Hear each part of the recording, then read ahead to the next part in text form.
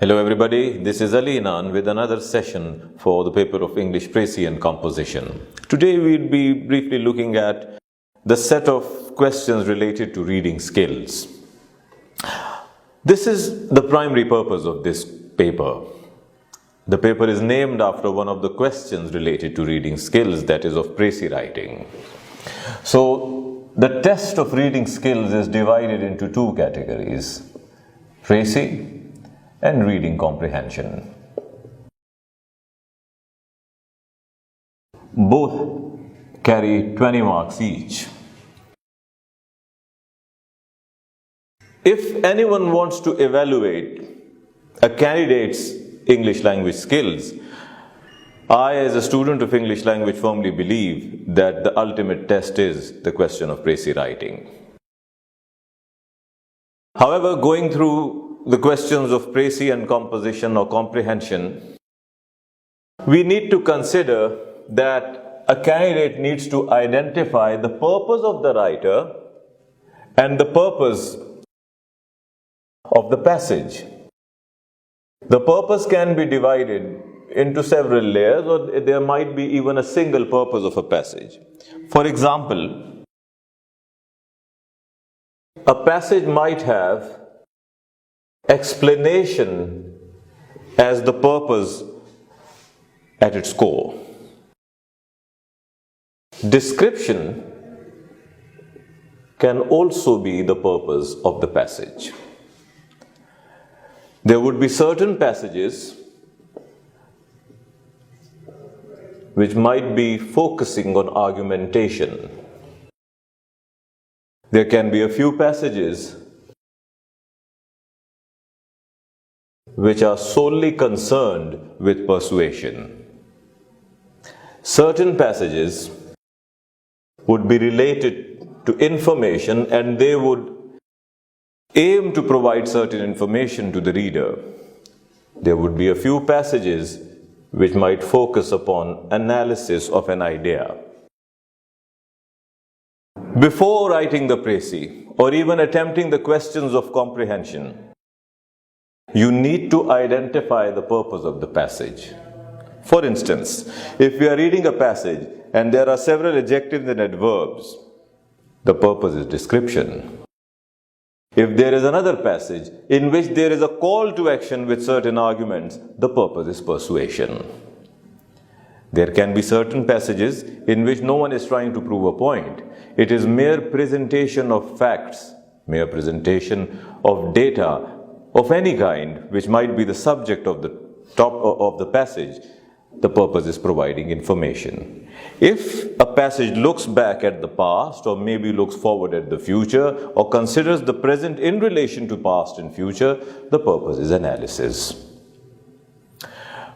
However, we need to go through several passages to identify each and every purpose, and for that we might have any other session, or whenever I get an opportunity, we would be looking at that in isolation as well. But for the moment, you have to keep this in mind, that your primary responsibility is to identify the purpose of the passage.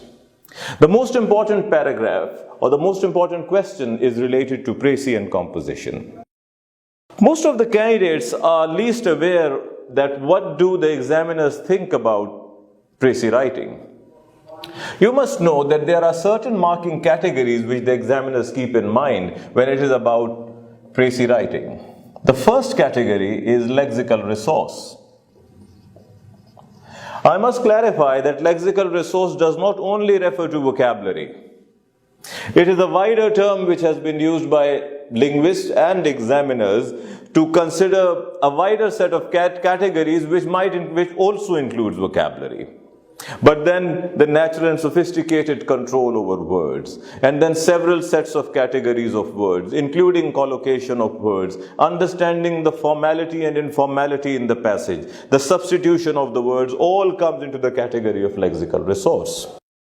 The second category is syntax, which means word order in a sentence. For instance, we have been studying since our school days that there is a subject, and then in the predicate part we have a verb and the object. Most of the candidates are unaware of the fact that verb is the central word in English language. It is not noun, it is verb. So if there is an error of verb forms, or if there is an error of subject-verb agreement, the entire sentence falls, the sentence structure falls. Unfortunately, the errors of subject-verb agreement are like a viral misery. Even those who are aware of the rules or norms or conventions of writing and grammar, they are committing the same mistake again and again. And certain other mistakes related to syntax are not entertained by examiners, and the candidate might lose marks in the examination. Another area is conciseness or concision. Conciseness is the key. Brevity is the soul of wit. As précis is an abstract or a gist of a longer passage, there is no place for irrelevant or invented materials. There is no place even for certain ideas which might be the part of the original essay, which is not even there in the passage which is given to you, so you are concerned only with that passage. Word length also matters to an extent that it is better if you do not exceed the 1/3 of the words of the original passage, or if there is a prescribed limit of words, it's better to remain within the limit which is prescribed by the examiner. Fourth area which the examiners consider while going through a précis is style. That what is the style of the writer? Because style is man. You have to write in an expository style. You must present as things are there in the original passage. Try to restrict your style to expository style. Title. Title refers to the identification of the main theme of the passage. Once you identify the main theme of the passage, for which one of the hints is that the main idea of any passage is hidden in the topic sentence of the passage. Identify the topic sentence, identify the theme, and then provide a relevant title. This was about reading skills in short for you, and now I'm moving towards another significant announcement.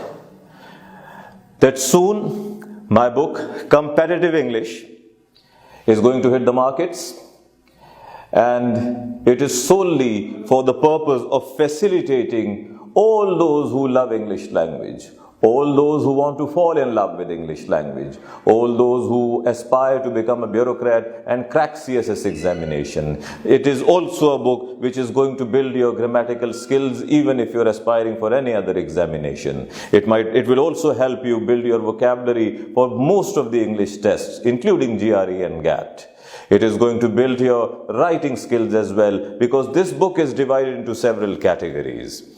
There is one category of grammar which includes discussion on verbs, modals, nouns, all the parts of speech and all the categories of syntax in a more lucid and more comprehensible language which would be easier for several students and most of the CSS aspirants.